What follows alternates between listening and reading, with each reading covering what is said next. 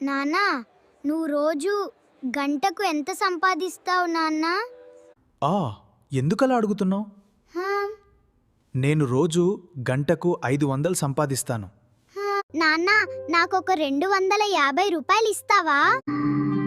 డబ్బులతో ఇప్పుడు నీకేం అవసరం వచ్చింది? నా దగ్గర 250 రూపాయలున్నాయి. మీరు 250 రూపాయలు ఇస్తే 500 మీకు ఇస్తాను నాన్న. అప్పుడు మీరు నాతో గంట ఉంటారా నాన్న? బాబు బాబు నన్ను క్షమించు బాబు.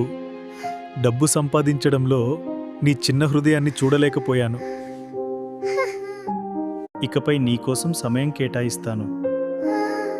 ఎందుకంటే నువ్వే నా అసలు సంపద.